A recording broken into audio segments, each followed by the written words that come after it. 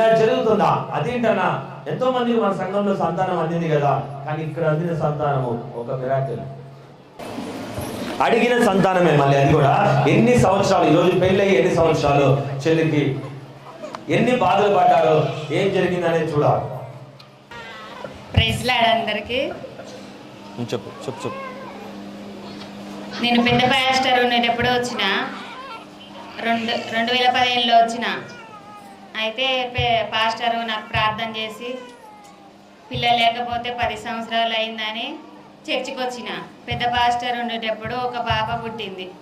పాప తర్వాత నాకు ట్యూబ్ ఆపరేషన్ అయింది. అయితే ఒక ట్యూబ్ ఉంది, ఒక ట్యూబ్ లేదు, ఇది ఒక పాపతోనే ఉండాల్సి వస్తుంది అనుకొని భయం వేసింది. అయితే అన్నయ్య అన్నాడు కదా, ఇంకో నాన్న ద్వారా ఒక పాపను అందుకున్నావు, నా ద్వారా ఒక బాబుని అందుకోరా అని అన్నాడు. అవుతుందో కాదో అన్నయ్య తెలియదు, నాకు నమ్మకం లేదు అన్నయ్య, ఖచ్చితంగా అవుతుందిరా, నీకు బాబు పుడతాడా అన్నాడు.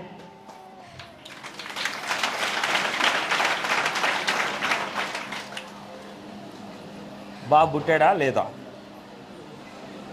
ఎవరు పుట్టారు? బాబు పుట్టాడు. ఇప్పుడు 3వ నెల. ఎన్ని సంవత్సరాలు? మా పెళ్ళయి 20 సంవత్సరాలు అవుతానండి. 15 నుంచి 18 సంవత్సరాలు నాకు తెలిసి. ఎందుకంటే నేను తనకు చెప్పా, వీళ్ళు కూడా వీళ్ళ పెళ్లి డేట్ మర్చిపోయారు, కానీ వీళ్ళ కుటుంబాల్లో పెళ్లి ఎప్పుడు చేస్తారు తెలుసా? వీళ్ళకి 14 సంవత్సరాలు ఉన్నప్పుడు, 16 సంవత్సరాలు ఉన్నప్పుడు చేస్తారు. అవునయ్యా? కానీ వాళ్ళ ఫ్రేమ్ లో ఉంది. నేను ఆ ఫ్రేమ్ ఏమని చెప్పినా ఎలా రావడం ఇప్పుడు కష్టమైంది. ఫ్రేమ్ వాళ్ళ పెళ్లి ఫోటోలో చూస్తే 98వ సంవత్సరానికి కూడా ఈ జంటలు ఇలాగే ఉన్నారు, 1998లో. అయితే మేము పిల్లల కోసం దేవుని మొక్కని దేవుడు లేదు, తిరిగి హాస్పిటల్ లేవు. దాదాపు ఒక 10 లక్షల దాకా హాస్పిటల్ చుట్టూలకే ఖర్చు పెట్టాం బాగా పిల్లల కోసం అని. తిరిగి లాస్ట్కి మా వాళ్ళు చుట్టాలు వచ్చేది, ఇక్కడ చర్చికి వచ్చేది. చర్చికి వచ్చినాక కొద్దిగా కన్ఫర్మ్ అయింది. ఇక 5 నెలలు దాకా తిరిగినాం. 5 నెలలు 6 నెలలు తిరిగినాక పెద్ద పాస్టర్ ఉన్నప్పుడు మాకు సంతానం పాప అందింది. అప్పుడు నా మొహం కలిగింది. అప్పటి నుంచి ఇక తిరుగుడు చేసుడు అని. మళ్ళీ తర్వాత మా భార్యకి ఒక ఆపరేషన్ అయింది. ఏంటంటే కడుపులో పెద్ద పెద్ద కంతులు అయినాయి బాగా. ఇది ఇక్కడ దిలుపు హాస్పిటల్లో చేయించినాం. కంతులు అయినాయి. ఒక ట్యూబ్ తీసేసింది, అసలకే ఒక ట్యూబ్ తీసేయగానే మాకు నమ్మకం లేదు పిల్లలు పుడతారని. అప్పుడు పాస్టర్ గారు ఫోన్ చేస్తే, ఏం కాదురా, ఖచ్చితంగా మీకు పుడతారు, నమ్మకం ఉన్నదిరా, ఖచ్చితంగా మీకు సంతానం అందుతుందని చిన్న పాస్టర్ చెప్పాను. ఆ నమ్మకం దేవుడు కరుణించాడు. కానీ ఉపవాసం కూడా నేను చాలా ఉపవాసం చేసిన దేవుడు నా దేవుడు అనేది ఆ కోరిక అనేది నిలబెట్టాడు. నా కుమార్ని ఇచ్చాడు సంతోషంగా. అందులో మళ్ళా ఈమె డెలివరీ అయినా కూడా ఈమెకి మళ్ళా శోధనలు తెచ్చిర్రు.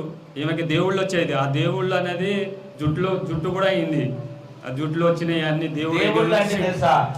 శిగం వచ్చేది ఈమెకి. శిగం ఇట్లా ఊగుతారు చూసారా? ఆ దేవుడు అలాంటి దేవుళ్ళు తన మీద శరీరం మీదకి వచ్చేది. జుట్లు కూడా అయినాయి. దేవుడు నమ్ముకున్నాక అన్నీ పోయినాయి. మళ్ళీ మొన్న శోధనలు వచ్చినాయి, జ్వరం వచ్చి వాంతులు, అసలు చనిపోదానికి కూడా వచ్చింది. అయ్యగారు వచ్చి ప్రార్థన చేసేదాకా వల్ల కాలేదు, లేకుంటే చనిపోయేది, బక్కగా అయిపోయింది. అసలుకి ఘోరంగా పరిస్థితి. అయ్యగారు వచ్చి రాండ్రా చర్చికి ఇమ్మీడియట్గా చర్చికి వచ్చి 2 రోజులు పండుకున్నాకనే సెట్ అయింది. అప్పుడే కోలుకున్నది, మంచిగా అయింది. ఇప్పటికి మంచిగా అయింది. మాకు సంతోషం ఉన్నది.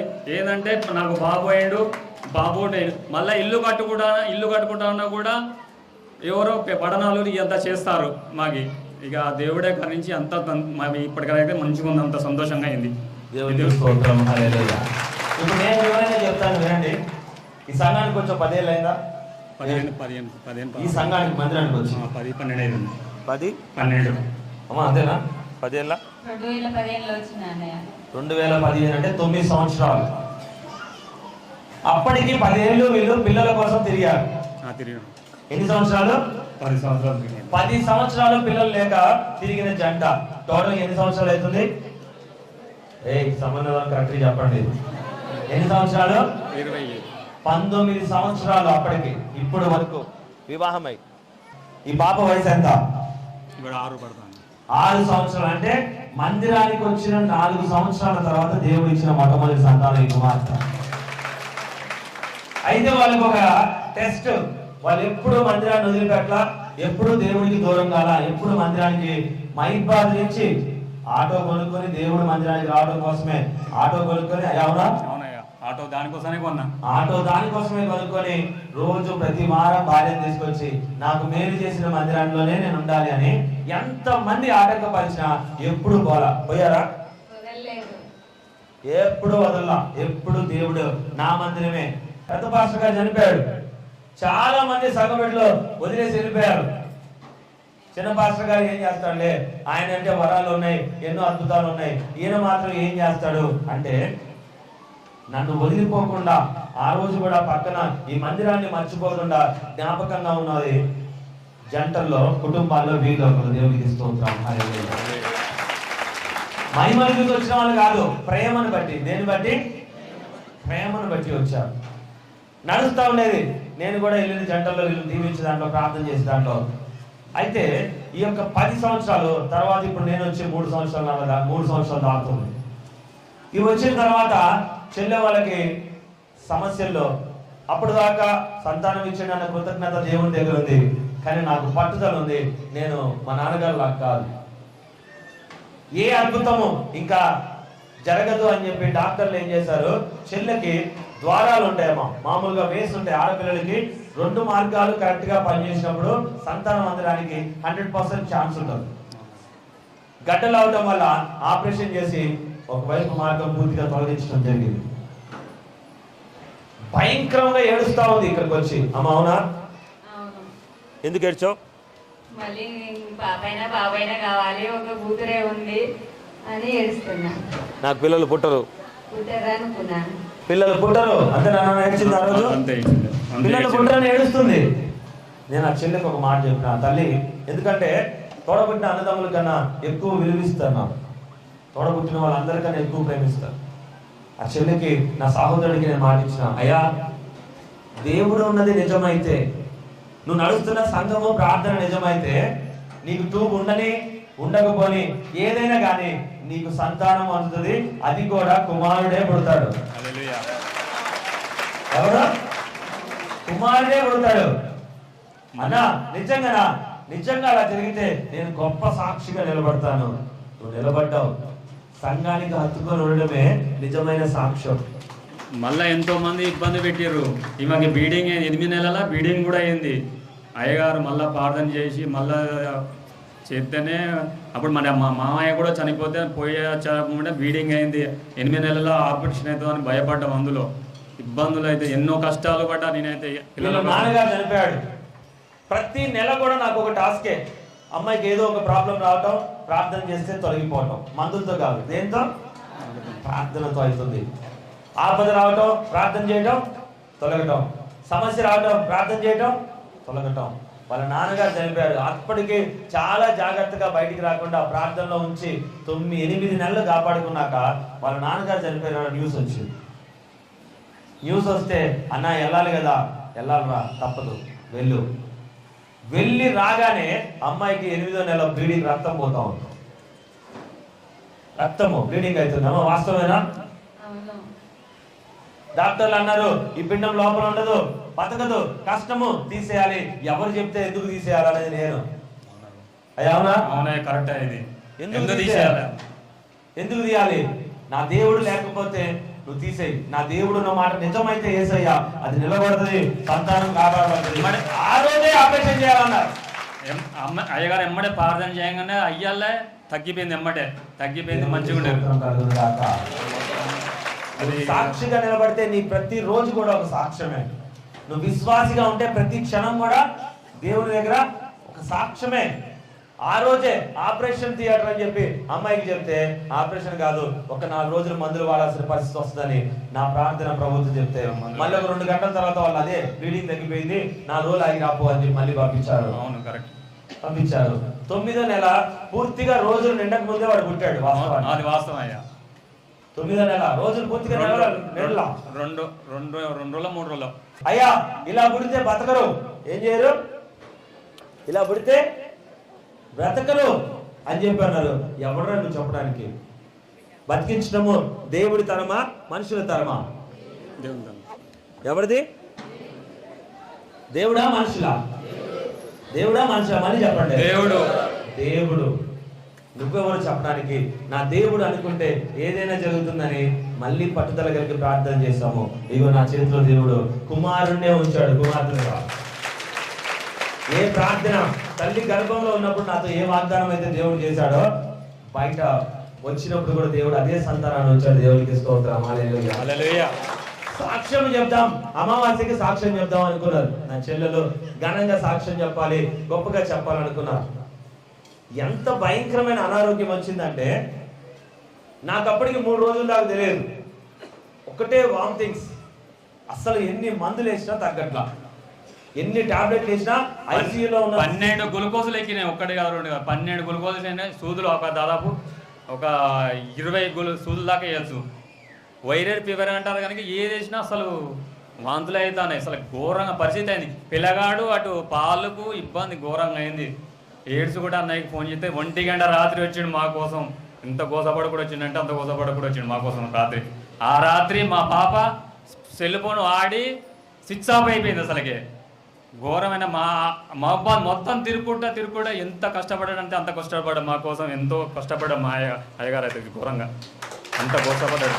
గంటన్నర తిరిగా నేను. మైబాద్ నాకు కొట్టిన పిండి ఊరు. తిరిగి ఉన్నా. నన్ను రమ్మన్నాడు. అప్పటికే ఏడ్చుకుంటూ ఫోన్ చేశాడు. అన్న ఇంకా నాకు నమ్మకం లేదు, ఇప్పటికే 4వ రోజు అవుతుంది, అమ్మాయికి చేయి దాటిపోయేటట్టుంది, నా పరిస్థితి బాగలేదని ఏడ్చాడు. నేను ప్రయాణమై నేనే డ్రైవింగ్ చేసుకున్నా. ఆ రోజు డ్రైవర్ కూడా రాలా. అప్పటికే రాత్రికి 1 గంటకి మైబాద్ చేరినాను. చేరిన తర్వాత అక్కడికి వెళ్ళాక తన నెంబర్ పనిచేయట్లా, స్విచ్ ఆఫ్ అయినా అసలు అన్ని హాస్పిటల్స్ లో ఆ ఆటో ముందు స్టిక్కర్ ఉంటది, ఆటోని చూసి కనీసం ఆగుదామని అన్ని హాస్పిటల్స్ తిరిగా నేను. ఎందుకంటే ఆ రోజు పడ్డ నా కష్టం కన్నా నా చెల్లెల ప్రాణము, నా సహోదరుల కుటుంబ సంతోషం నాకు ఎక్కువ. నాకు అదే ఎక్కువ. దేవుడు వాళ్ళు కాపాడమే ఎక్కువ. ఆ రోజు వెళ్ళి 1 గంటన్నర పాటు తిరిగి మళ్ళీ వాళ్ళ ఇంటి అడ్రస్కి వెళ్ళి పక్కనున్న వాళ్ళ అమ్మగారిని లేపి డాక్టర్ పేరైనా చెప్పమ్మా, మళ్ళీ ఎత్తుక్కుంటూ పోతామని అక్కడ పెట్రోలింగ్ చేస్తున్న పోలీసులు అడిగినాం డాక్టర్. ఆయన చూపించాక ఆయన ఫోన్ కలిసింది. అప్పుడు మా బాబు లేచినందుకు లేపేటప్పుడు మా బాబే లేపాడు. అప్పటిదాకా లేపలే. మా బాబు ఏడ్చిండికి అప్పుడు మెలికొచ్చింది. సుత్తలకి 12 మిస్డ్ కాల్ ఉన్నాయి. వారి సైలెన్స్లో పడేది. మా బాబు చూసి అట్టే పడుకుందాం అనుకుని 12 కాళ్ళు, వాట్సాప్ లో ఒక 50 కాల్స్. అందరూ సేవకులు అందరూ కూడా చేస్తున్నారు. అన్న మీకోసం పాస్టర్ గారు వచ్చారు, మీకోసం పాస్టర్ గారు వచ్చారు. అపవాది నీ భార్యని ప్రార్థన చేయకుండా అడ్డుపడుతుంది. అప్పటిదాకా లైన్ లో ఉన్నాడు నాతో. అప్పుడే నిద్ర వచ్చింది. 1 గంటలోనే. గంటల నిద్ర వచ్చింది. ఎవరు చేస్తుంటారయ్యా? ఎవరు చేస్తుంటారు? ఎందుకంటే ఆ తల్లి ప్రాణాన్ని తీసి ఈడ సాక్షిగా ఉంచొద్దనేది ప్రయత్నం చేసింది. నువ్వు గట్టినా నేను గట్టా, నువ్వా నేనా? పందెం మొదలైంది. ఏదైనా సరే తనను ప్రార్థన చేసి నేను ఈ మైబాద్ నుంచి వెళ్తా కానీ లేకుంటే నేను వెళ్ళనని చెప్పి డిసైడ్ అయి తిరగడం మొదలు పెట్టాను. ఆ రోజు నాతో పాటు కార్లో 5 ఉన్నారు. పూర్ణ వాళ్ళ ఇంటికి వెళ్ళి వస్తున్నాం. ఆ రోజు మేము తమ్ముడు వాళ్ళ ఇంటికి. ఇక్కడే ఉన్నాడు వరంగల్. అమ్మ నీకు కూడా చెప్పినా నేను. రాత్రి వాళ్ళ ఇంట్లో 11:30, 12 అయింది. రాత్రి 1 గంటకి నేను ప్రార్థన చేయడానికి వెళ్ళినప్పుడు 1:30 అయింది కరెక్ట్గా. జస్ట్ ముట్టుకుంటే ప్రభు అపవాది శోధన అక్కడి నుంచి ఆ బిడ నుంచి అది పడిపోవటము, తను అక్కడి నుంచి ఆ దురాత్మ వెళ్ళిపోవడం. దేవుడికి స్తోత్రము. ఆ రోజు తర్వాత 2వ రోజే చెప్పినా ఇంకా నువ్వు ఇక్కడ ఉండడానికి వీల్లేదు. మందిరానికి వచ్చాయి. మంచి వచ్చాడు ప్రభు, అక్కడే మనల్ని కాపాడుకుంటాడు. వచ్చాను. 2 రోజులు ఇక్కడే ఉన్నారు. నా చెల్లి తన కుమారుడికి పాలు లేక, పాలు రాట్లా, తల్లికి పాలు ఇవ్వడానికి పాలు అసలు లేవు. ఎందుకంటే ఇంత చుక్క ఓఆర్ఎస్ తాగినా కానీ భయంకరంగా వాంతింగ్స్ అవుతున్నాయి. 4 రోజులు. అప్పటికి 5వ రోజు. 5 రోజులు మనిషిలా లేదు. మీరు చూస్తున్న మనిషి కాదు, చాలా లావు ఉండేది. పక్కగా అయిపోయింది. 5 రోజులకి పూర్తిగా మనిషి క్షీణించిపోయింది. ఏంద్రా ఇలా అయిపోయినావు అంటే, అన్న నా ప్రాణాలు ఇంకా నాకు నమ్మకం లేదు, నా కొడుకు పరిస్థితి ఏంది? ఎవరురా చెప్పేది? ఎవడు చెప్తాడు? నువ్వు ఈ సంఘంలో విశ్వాసివి. ఈ సంఘంలో ఏంటి? నువ్వు బలమైన విశ్వాసివి. నీ వయసు అయిపోయిన తర్వాత మరణం వస్తే ఊరుకుంటాను కానీ నీ చిన్న వయసులోనో నడి వయసులోనో వస్తే క్షమించే ప్రసక్తి లేదు. దాని ఉంటుంది అది అన్ని ప్రయత్నాలు ఎంతమంది ఎలాగైనా చేయని, నా నమ్మకం ఒకటే, ఎవరైతే మంచి విశ్వాసి ఉంటాడో నా దేవుడు వాడిని కాపాడుతారని నా నమ్మకం. హల్లెలూయా. ఆమేన్. ఆమేన్. గట్టిగా చెప్తాం. ఆమేన్. ఈరోజు అస్సలు డాక్టర్లే చెప్పారు, ఏ ఆపరేషన్ చెప్పారో, ఏ టెస్ట్ సెంటర్ అందరూ కూడా మేము ఓడిపోయినాం, మీకు ఇవ్వలేము, 10 లక్షలు తీసుకొని ఓడిపోయినారో వాళ్ళకి ఏ రూపాయి పెట్టలా, ఏమి వాళ్ళ దేవుడు ఇగో అంత తనొక సంతానము, ఇక్కడ ఇదొక తనొక సంతానము. దేవునికి స్తోత్రం. గట్టిగా చెప్పండి. చర్చి నమ్మకం ముందుకి ఎన్ని హాస్పిటల్ తిరిగినామో, ఎన్ని దేవుళ్ళు ఎక్కినామో నాకు తెలుసు. దాదాపు 10 లక్షల దాకా ఖర్చు పెట్టాల్సి ఇక్కడ. హైదరాబాదు పిన్ కోడ్ హాస్పిటల్ అయితే చిన్న ఆపరేషన్ చేయించిన, ట్రైన్ ఎక్కి హైదరాబాద్ కూడా పోయేది, హాస్పిటల్ చిన్న ఆపరేషన్ చేయించిన, అంత తిరిగినా కూడా సంతానం అందలేదు. వాళ్ళు ఉండే ఇల్లు మీరు చూసినట్లయితే భయంకరమైన పెంకుటిల్లు. ఇటు కదిలిస్తే ఢమాలని ఎప్పుడు పడిపోతుందో తెలియదు. ఇప్పటిది కాదు, అది ఎప్పుడో క్రీస్తు పూర్వం ఉంది. ఇలా అంటే ఎక్కడ పడిపోయి వీళ్ళ మీద పడుతుందని ప్రతిసారి పోయినప్పుడు నేను అదే ప్రార్థన చేసేవాడిని. తనేమో సంతానం అడిగేది, నేను ఇల్లు పడిపోవద్దు దేవుడు అని ప్రార్థన చేశాను. ఈ సంవత్సరం ఏ అర్ధరాత్రిలో వర్షం వస్తే పడిపోతే పరిస్థితి ఏంటి?